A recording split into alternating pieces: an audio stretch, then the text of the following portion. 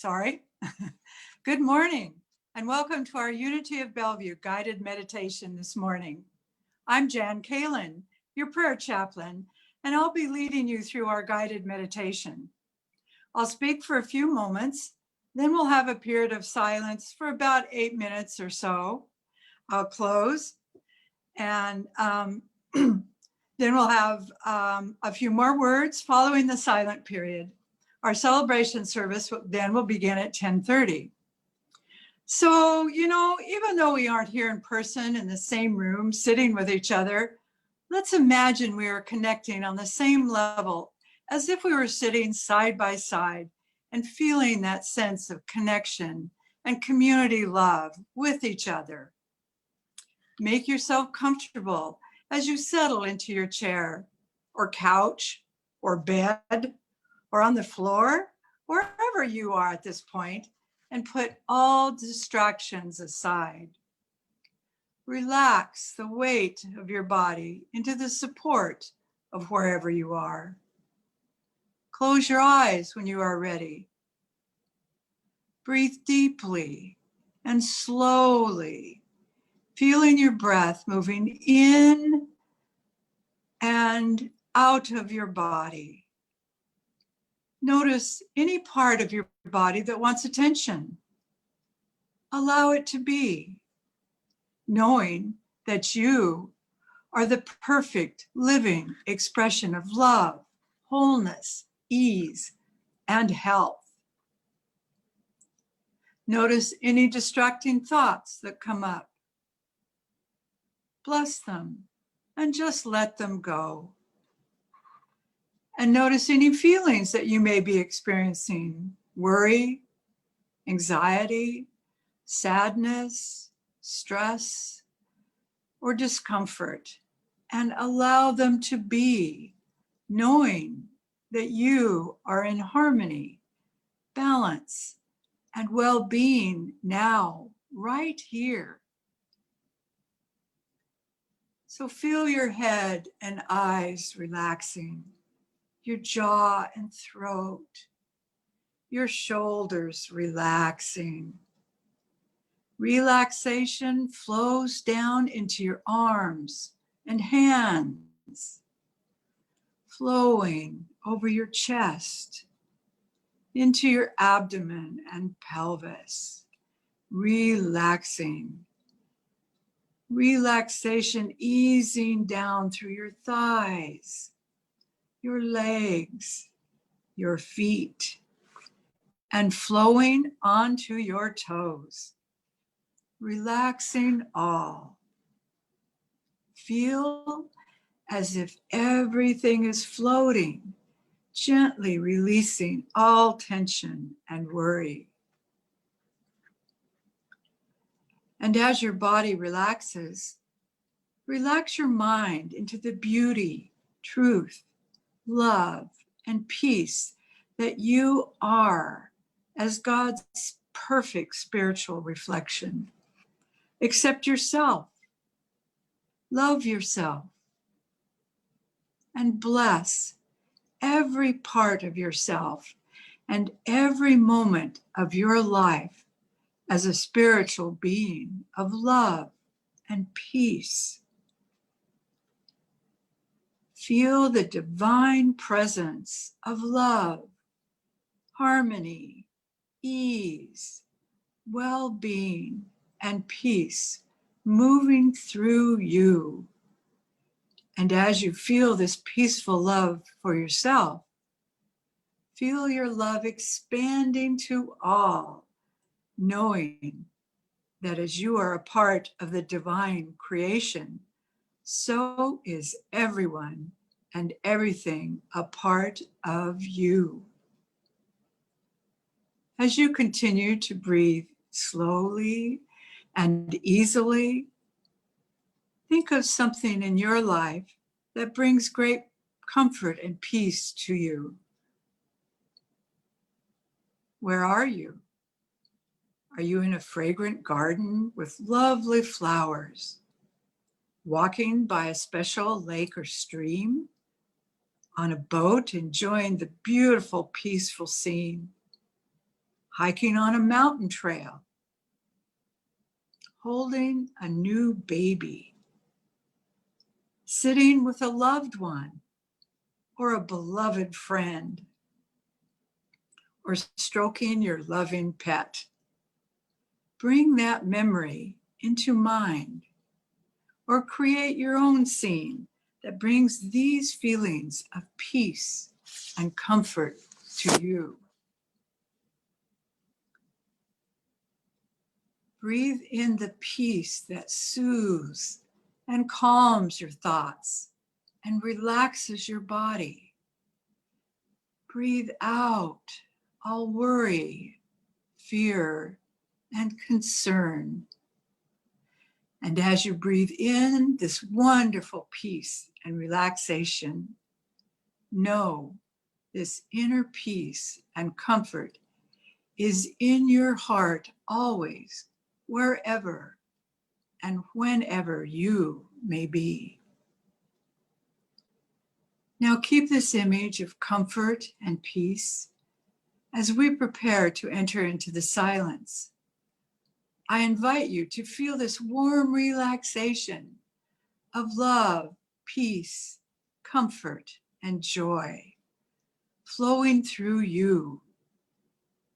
Feel the energy of well-being, contentment, gratitude, and peace circulating throughout your body as you remember your peaceful scene. If your mind wanders, just return your attention to this divine idea of peace and love flowing through you and as you, with each breath you take, as you remember this wonderful experience. And now we gently move into the silence.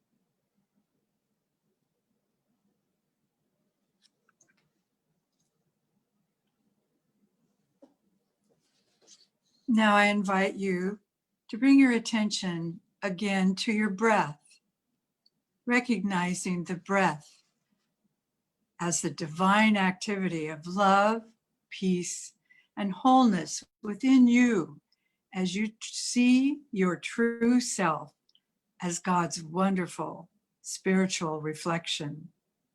Now take a deep breath in and slowly breathe out.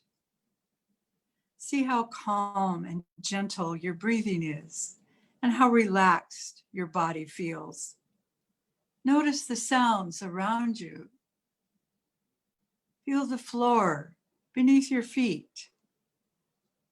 Feel the clothes against your body. Wiggle your fingers and your toes. Shrug your shoulders. Open your eyes and feel this blessing of these divine souls around you. So now let's close with today's daily word, inner peace. The peace of God fills my mind, my heart, and my life. Quiet moments in a fragrant garden, a stroll by a lake or stream, or a visit to any place of beauty inspires a deep awareness of peace. I also enjoy peace in the company of friends, those with whom I have easy camaraderie and deep bonds. Growing in spiritual awareness, I claim inner peace wherever I am. True inner peace comes from deep within me.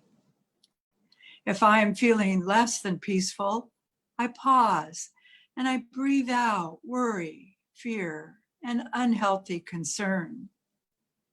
Giving my full attention to the divine presence within me, I breathe in a peace that soothes my emotions, calms my thoughts, and relaxes my body. As I continue to inhale peace and exhale concern, I move forward with renewed clarity and confidence.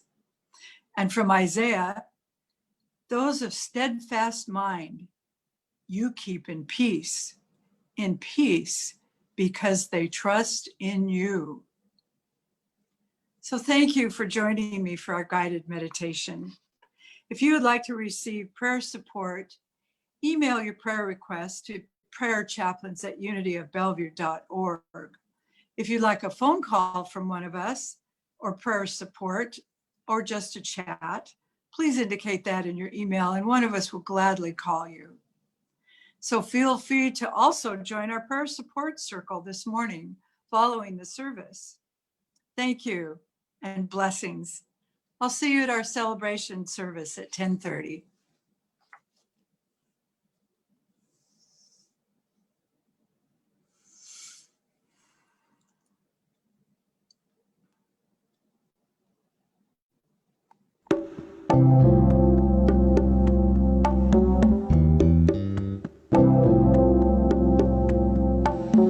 Every time I feel the Spirit moving deep within my soul, I go looking for a quiet place to listen and let go.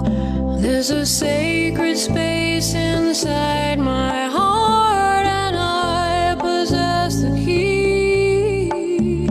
I unlock the door and the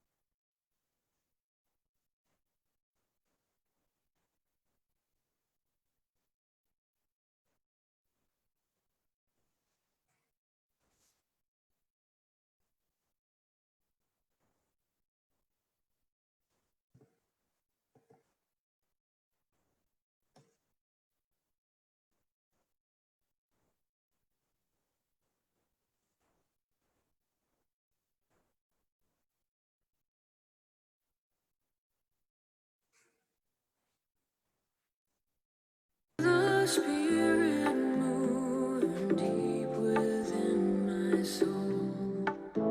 I go looking for a quiet place to listen and let go. There's a sacred space inside my heart, and I possess the key. I unlock the door, and the silence sets me free.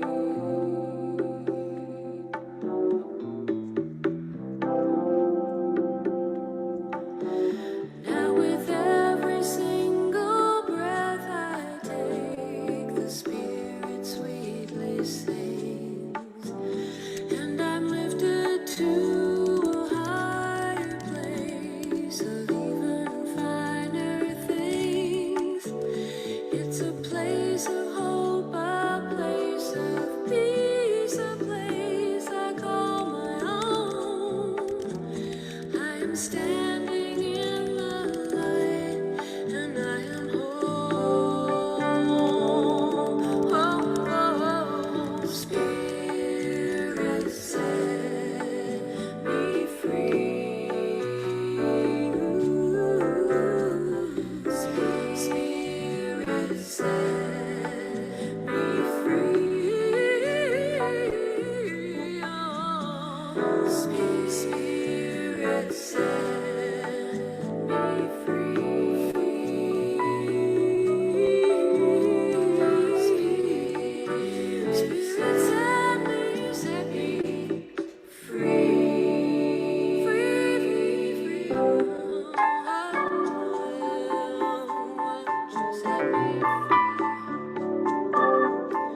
Why don't you set me free?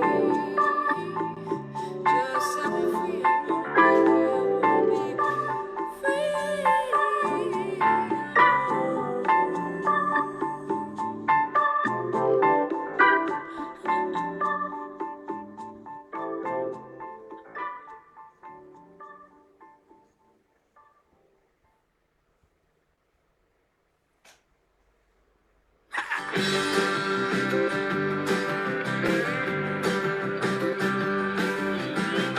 Sometimes I forget where I come from. Sometimes I forget where I'm going to. Sometimes I get so confused I lose my way. Sometimes I know you feel the same. Then I remember there is nowhere that God is not. No, no, no. There is nowhere God is not. There is nowhere that God is not. No, no, no. Everywhere I am, I know what I got.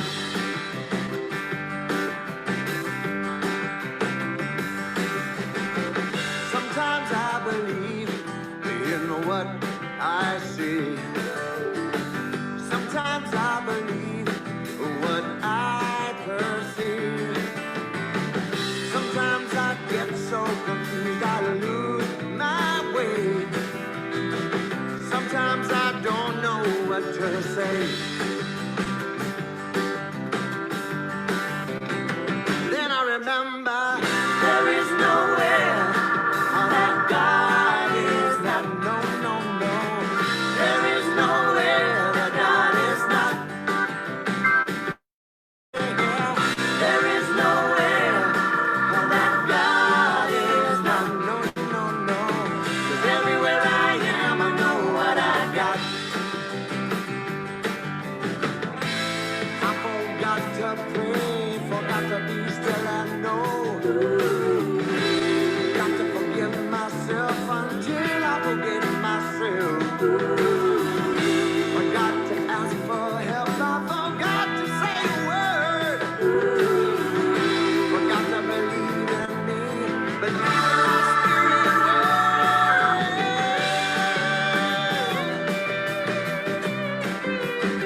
Yeah, yeah, yeah, yeah.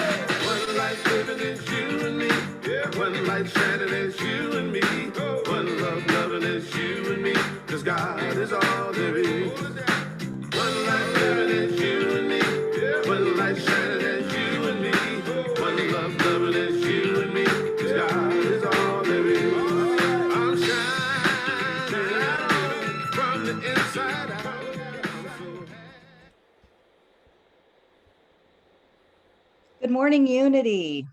Good morning. Welcome, welcome.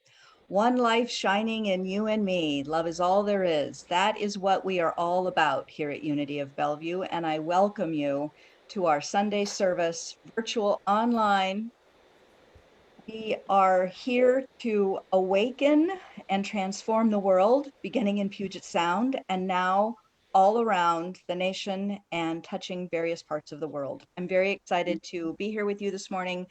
And I know that we have got a great service in store for you.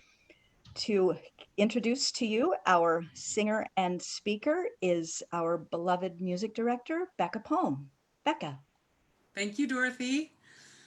So it's a true pleasure for me this morning to introduce my dear friend, Nathen Aswell. Nathen is a speaker. He's a recording artist. He's based in Vancouver, BC. He's been speaking and performing internationally at conferences and concerts and retreats and churches.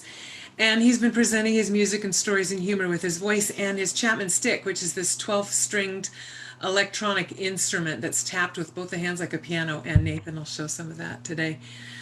Nathen is a true musician. He's adept in many popular styles of music, which are showcased on his CDs Little by Little and Yes. And he describes his CDs as celebrations of life, transformation, evolution, and the oneness of humanity. Since March 25th and during this pandemic, Nathen's been performing weekly online concerts. And Monica is going to be posting some links in the chat for anybody that might to hear those or find out more about Nathen. Nathen walked the Camino de Santiago last September and October, and he's currently writing a book about his experience. I can tell you from my own personal experience of Nathen that he shares himself truly, openly. He's heart-centered, and he's developed himself to be able to not only listen to the words you're saying, but to hear deeply. In a little bit, we'll get to hear more about his adventures. And for now, Nathen, how about we start with a song? I would love to, my dear friend. This one's called The Making of a Soul. And the chorus is very simple. So when you get it, please join in. The making of a soul. The making of a soul. I'm busy with the making of a soul. I've come as a magician and an ordinary man to make a contribution and be part of the plan. There is no destination, the journey is the goal. I'm busy with the making of a soul. Whoa, whoa. Busy with the making of a soul. Part of me's an artist, and part of me's a fool. I have no map to guide me, there is no book of rules. There is no destination, the journey is the goal. I'm busy with the making of a soul. Whoa, whoa. Busy with the making of a soul. Sing with me. The making of a soul, the making of a soul. I'm busy with the making of a soul. Lurking in my shadow are things I must reclaim. I call them out into the light and give each one a name. 'Cause everyone's a mirror that helps to make me whole. I'm busy with the making of a soul. Whoa, whoa, whoa, whoa. Busy with the making of a soul. The making of a soul. The making of a soul. I'm busy with the making of a soul. I'm part of God unfolding. I trust and fully give. All that really matters is that while I live, my gifts are what is needed. The universe is home. I'm busy with the making of a soul. Whoa, whoa, whoa. Busy with the making of a soul. Last time. The making of a soul. The making of a soul. I'm busy with the making of a soul. The making of a soul. The making of a soul. I'm busy with the making, big finish here, of a soul.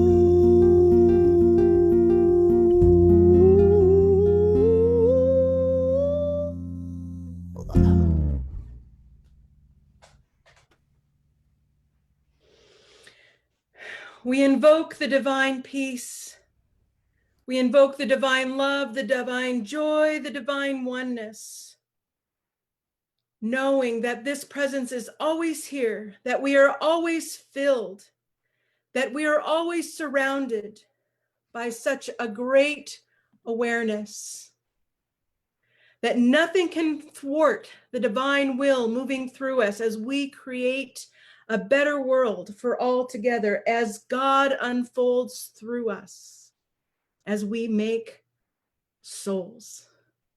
We open this service knowing this truth, declaring all sacred, understanding that there is nowhere that God is not. For holy, holy, holy is God Almighty. The whole earth is full of God's glory. We are so grateful. And so it is. And we are going to share in an affirmation together as it comes up on the screen now. Just take a moment to read it silently to yourself, and then I will lead us together out loud in just a few moments.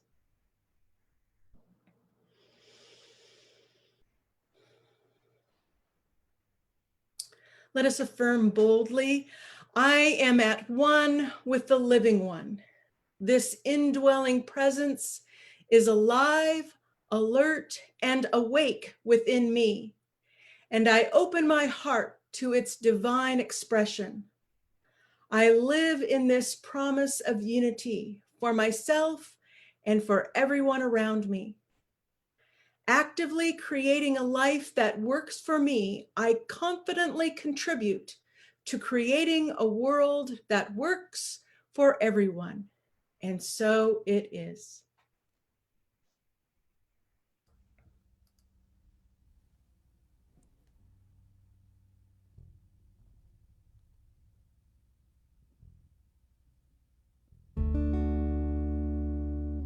Little by little, bit by bit, I'm getting to the heart of it. Little by little, love is guiding me home.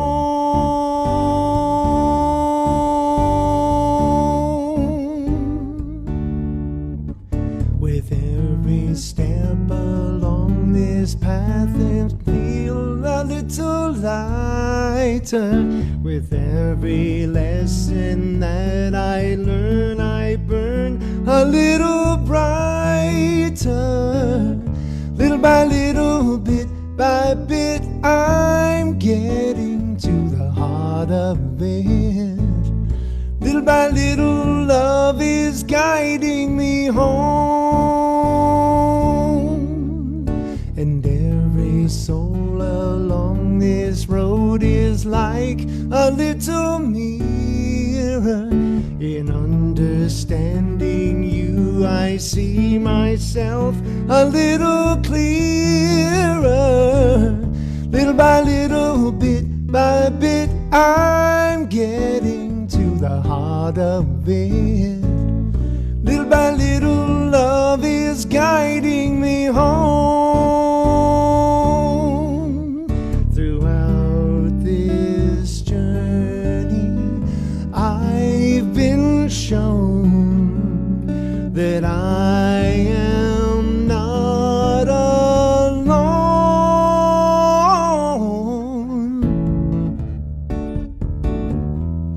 Whoa.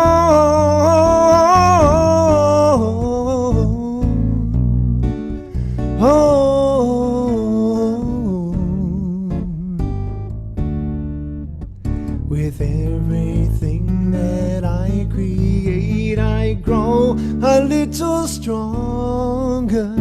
With every triumph on this track, I'll go a little longer. Little by little, bit by bit, I'm getting to the heart of it. Little by little, love is guiding me home.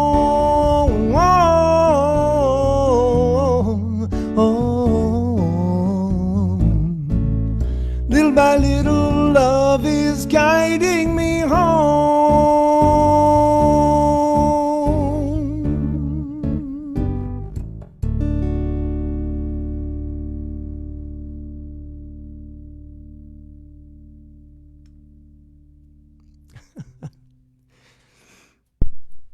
Thank you. Whoops. Thank you very much, everyone.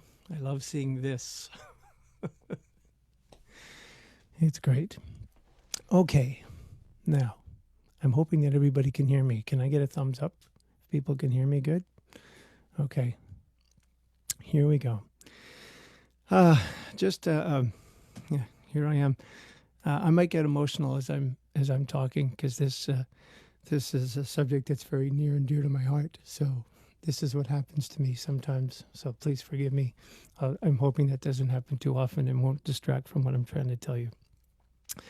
Okay, let's start by sharing the screen. I'm hoping you can all see that. Can I get a thumbs up from? Okay, great. I'll make this the full screen. There we go. Okay, so I'm here today to talk to you about a life-changing experience that I had last year. It was, it'll get easier, I promise. Okay. Last September, I decided to walk the Camino de Santiago, which is a 500-mile pilgrimage across Spain. And like most North Americans, it was inspired by watching this movie. For those of you who haven't seen this movie, very brief synopsis is Martin Sheen plays the father of Emilio Estevez, who is his real-life son. Emilio Estevez's character decides to walk the Camino and passes away on the very first day of this particular route. The route that's shown in the movie is the French Camino, which begins just inside the French border, crosses the Pyrenees Mountains into Spain. And the weather can be quite treacherous on that first day. And so Emilio's character dies. So Martin Sheen's character decides to walk the Camino in his son's memory and has a spiritual awakening as a result. So I watched that movie, and like most people in North America, I thought, wow, that's great. I've got to do that someday. I'm going to put that on my bucket list, which is what I did. Until last April, when I saw this movie again for the second time. I watched it when it first came out in the theaters. For those of you who haven't seen it, Tom Hanks plays a FedEx executive who is marooned on an island for 4 years and completely, figures out a way to get back to civilization. And when he does, he realizes that all of the important people in his life, most notably his fiancée, has married and moved on and has actually had a child with another man. And watching the movie again hit me very deeply. Basically, what it left me with is, something that we've all heard a million times, but really resonated in me deeply was the only time we have is now. And I started thinking about the Camino, and I thought, what am I waiting for? The time is now. Let's do this. So in April of 2019, I said, I'm going to walk the Camino. And I was scared to death. I have no idea how I'm going to do this. How am I going to find the time? How am I going to find the money? Just all kinds of questions about what was going to happen. And I thought, all right, well, like anything else, as the song I just sang said, little by little, step at a time. What can I do this week? What can I do today? What can I do this month to prepare myself for the trip? So I immersed myself in doing all kinds of things. I watched many videos, and for reasons I didn't understand at the time, I would watch videos and not related to any particular content in the videos, I would just start crying. And I heard the term eventually, the call of the Camino, and I thought, that's what's going on. The Camino is calling me, and I'm just feeling it in my body. I don't have words for it. I can't explain it, but I'm feeling the call. So I took great comfort in that, thinking, okay, I don't know how this is going to unfold, but I know that it's meant to be. So the next thing I did was I got these two guidebooks.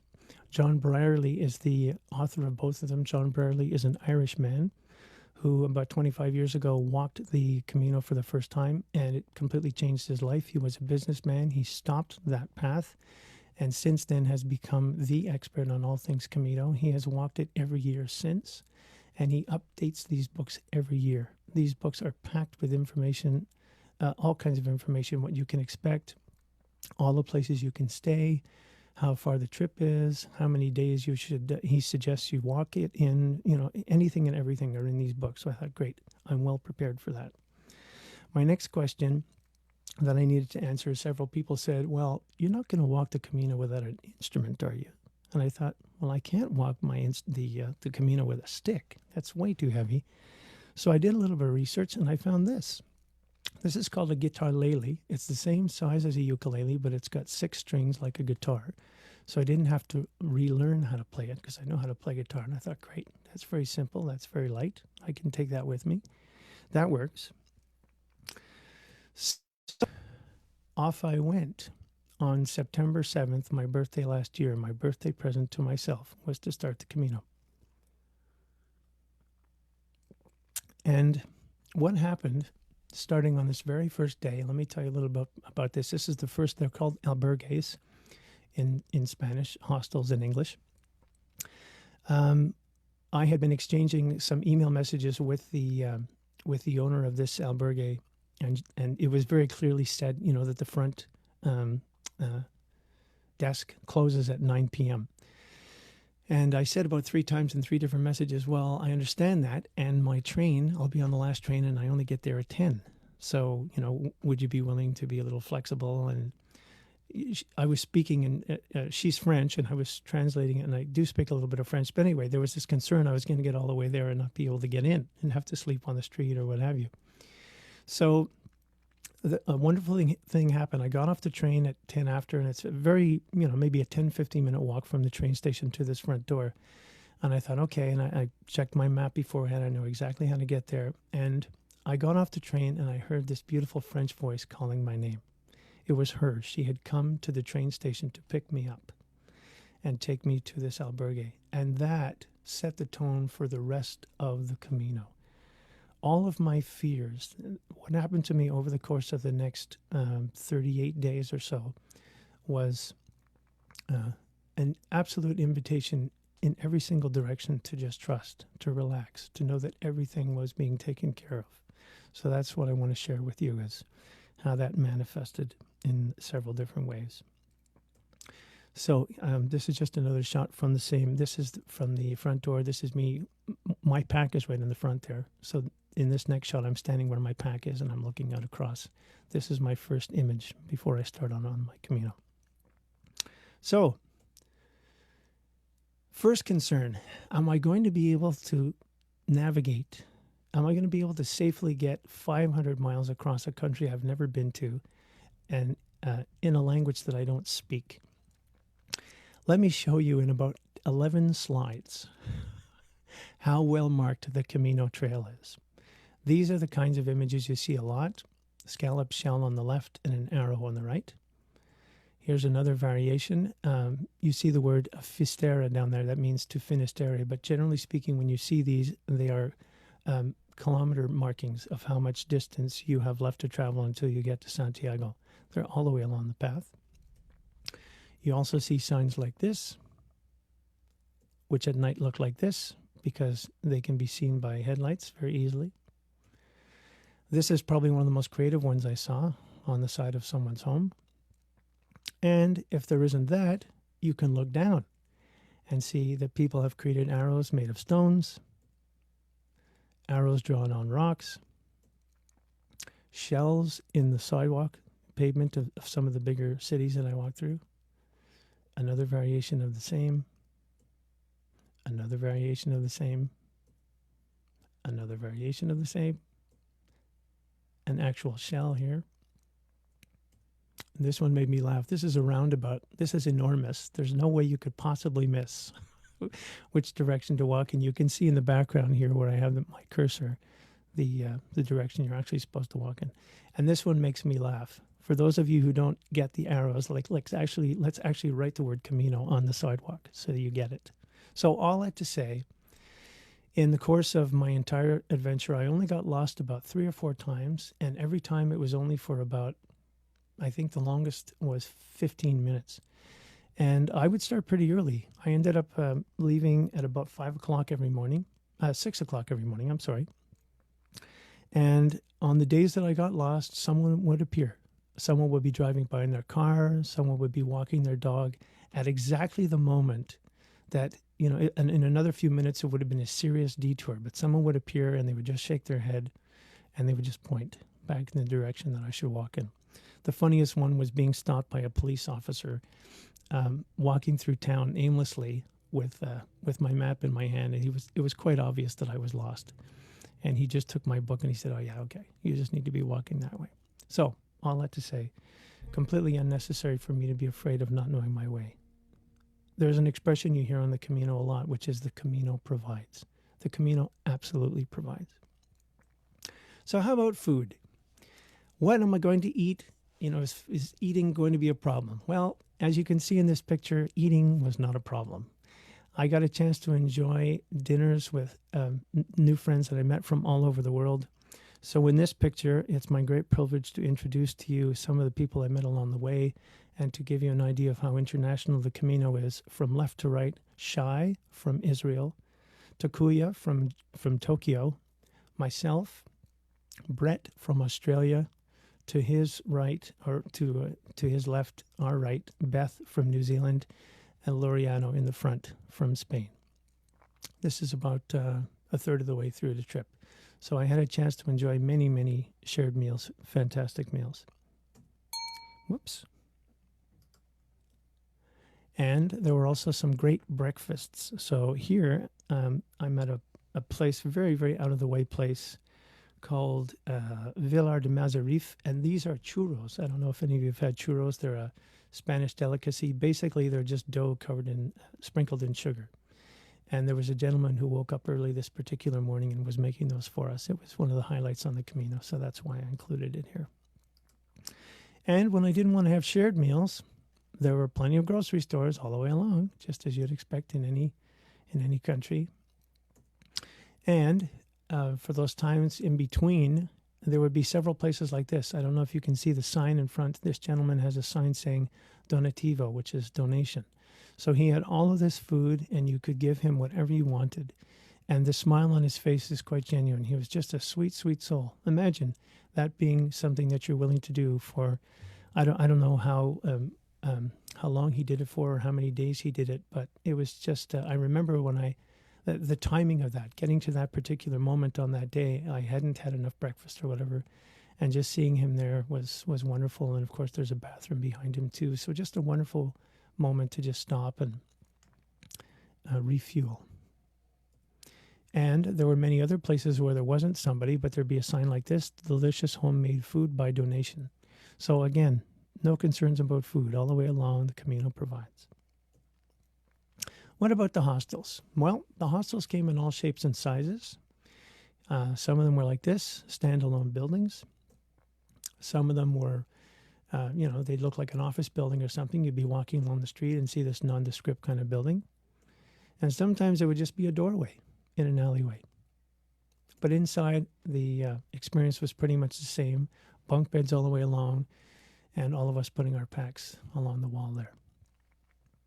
And this is included because I had a very powerful experience. Again, another example of the Camino providing. There was a woman named Connie that I met from Seattle. I got to this particular town. This was after a very grueling day, a big uphill climb the whole day. And I was trying to find the hostel I was looking for, and I couldn't for the life of me find it anywhere. And I passed Connie. Connie is speaking English to a friend of hers, and I say, "Do you know where the hostel is, the albergue is?" And she says, "No, I don't, but I've actually rented 2 rooms, and I only need one of them. It would be my pleasure to give you one of my 2 rooms." And I said, "Well, that's great, but please let me give you something for that." She said, No, please, I insist. This is the building where I stayed that night. And this is the view from the front door, looking out onto the valley that I've just walked. So again, another example of just being well taken care of. It was the first night that I had slept alone the entire trip. I was in a room all by myself. It was a nice little treat, and the view, of course, was spectacular. So, what about needing supplies if you're injured? Well, I made a cardinal mistake on the Camino, and that was I took too much with me. A lot of people do that. The expression I think which best sums it up is, on the Camino, we pack our fears. So what if this happens? What if that happens? So John Brierley, the fellow who I mentioned earlier who put the book together, the guidebook together, says that you should travel with 1/10 of your body weight to a maximum of 22 pounds. I only found out when I got home that my pack was 36 pounds. So I had way too much on my back, and as a result, I suffered some injuries. Specifically, I got shin splints in both of my legs, and my right knee ended up causing the problem. So this little piece of gear here saved my life, literally. And it got to the point where I would start out walking every day, and I thought, okay, which of those three areas hurts the most? My left shin, my right shin, or my right knee? And this got me through the trip. And here's another little piece of gear, which, whoops, what the heck happened there? I'm sorry. I just got messed up for a minute there. I pressed the wrong thing. This turned out to be a lifesaver. On the Camino, of course, it's all 220. And I had 110 to 220 adapters, but as you can see by this one, the ones that I had were much narrower. And this was a gift that was given to me. I lost the two that I brought with me about halfway through the trip, and I thought, gee, what am I going to do? The problem is that the sockets all along the way were a little recessed into the wall. So when I left the Camino one day, I left in two different places. I left my adapters behind. And I thought, wow, what am I going to do? I need my phone for the rest of the trip. And within about 15 minutes of me realizing this, one of the guys that I was traveling with said, you know what? I have two of these things. Just have one of mine. So again, it just got to the point where probably about a third of the way into the trip, I thought, it doesn't matter what happens to me on any day. I'm completely cared for and protected every step of this Camino.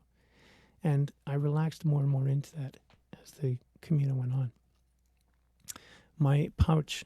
I included this slide because something very powerful happened to me. I actually spoke about this last Wednesday morning. I now have a new Wednesday morning offering called Morning Musings.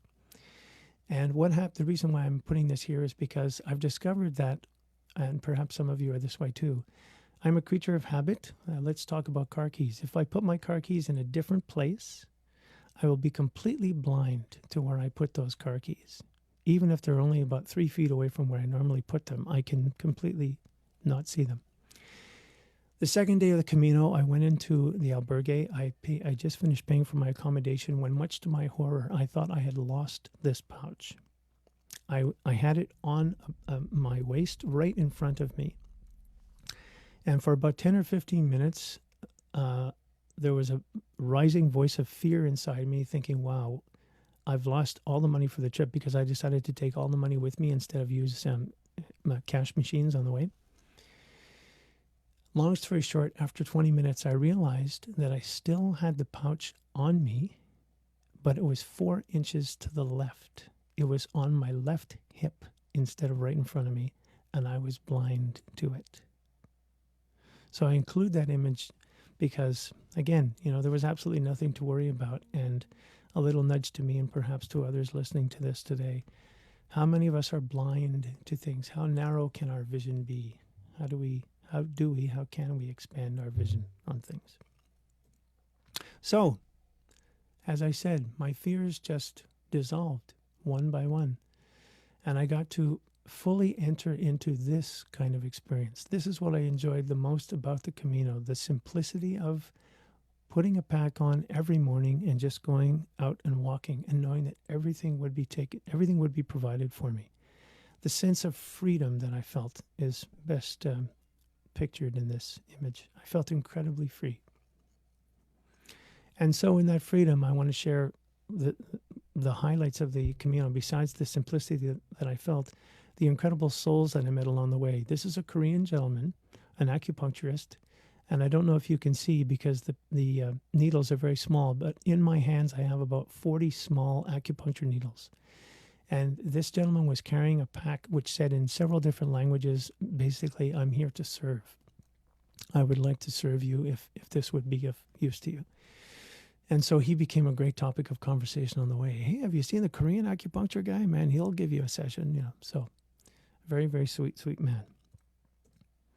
This is Father Miguel. I bring Father Miguel into the picture because, and I certainly don't mean to diss Catholicism specifically. What I'm trying to address in this image is we've all experienced people in any religion, on any faith path, who have stopped feeling it, who are calling it in. And it's probably a big reason why many of us have stopped walking the path that we have, and probably the reason why many of us are involved in science of mind. Father Miguel is a very notable exception to that. Father Miguel was probably one of the sweetest priests I've ever met. This is him leading 5 different nationalities in song after the evening mass. In fact, our time with him after the service was longer than the service itself and way more fun. He was very interested in getting us all to sing. He got us all to sing in our native languages. I think you can see that most of us are holding music in our hands. Just a very, very sweet, sweet man. And after all that, I went up and told him how much I appreciated him and his energy, and he gave me a blessing. And I'm not kidding when I say that as he gave me the blessing, I think I felt a little bit of electricity going through me. So that's how real his faith was. That's how much love I felt coming from him. These 3 gentlemen are the closest friends that I met on the Camino, and I included them for a couple of reasons. Jorg, they're all German. The fellow on the left is Jorg. Jorg, for me, embodied the warrior. He was the most open-hearted guy that I met. He cried it as easily as I did. And was, just a very strong and sweet, powerful presence. Traugott is the gentleman in the middle. Traugott in German means trust in God. How beautiful is that? And Traugott is a Lutheran minister. So he was my spiritual companion on the way. And the gentleman on the right is Stefan. Stefan was the embodiment of generosity for me. Not only did Stefan give me that small adapter that I showed you, but his daughter had lined up some kind of Airbnb sort of accommodations along the way. And this is us in one of the places that we enjoyed together. So very, very grateful for the people I met along the way. This is in San Juan de Ortega. There are 3 buildings in the picture. The one on the left is the albergue. The one just to the side of it is a chapel, and straight ahead is a second chapel. Someone had made, I had asked for requests before I left, asking people if they had any requests of me to do for them while I walked. One of them wanted me to sing a song for them that I had written. In both of these chapels, I sang, and in the middle chapel, the one right beside the albergue, I went in with my guitar lily, and I played for about an hour one night, and just enjoyed filling the chapel with the sound of music for about an hour. People came in and sat behind me, and for the next 3 or 4 days, people were stopping me on the Camino, telling me how much they had enjoyed my music making. So besides that one night doing that, I also had several opportunities to lead sing-alongs in many of the hostels. So I was very glad to share the gift of music along the way and make more friends that way. This is the Cruz de Ferro. This was one of the highlights of my experience. The symbolism of the Cruz de Ferro is that pile of things that you see are things that people have brought from all over the world. Before people walk the Camino, they are encouraged to bring a rock or something from home, either a rock or some memento of someone, the rock symbolizing something that they wish to leave behind, or the memento of something, someone that they want to remember and honor. And before I left, I did bring a rock with me from Vancouver, and my desire was to give up all limiting thinking, all sense of lack. And I can tell you that after I put that rock down and I walked back down for about the next half hour, I had some very, very powerful waves of tears. So I think that the prayer of leaving leaving the stone behind was definitely began to work almost immediately on me. Here we are at the end of the Camino, or the end that most people realize. This is the cathedral in Santiago. And as you can see, there are some cranes there. And the sad part, well, kind of sad part, was that I couldn't even go in. They were doing renovations inside. And so for those people who walk the Camino, because this is where it is believed the bones of St. James the Apostle are, it was very anticlimactic. There was no opportunity for me to go in and experience any of those things. Here's another view of the chapel, by the way, at night. Very striking. And that I knew from the time that I left that this would not be the place where I would finish. I knew that I would be finishing on the coast. I wanted to go a little bit further to two small towns, Muxia, Muxia, and Finisterre. Here's Muxia.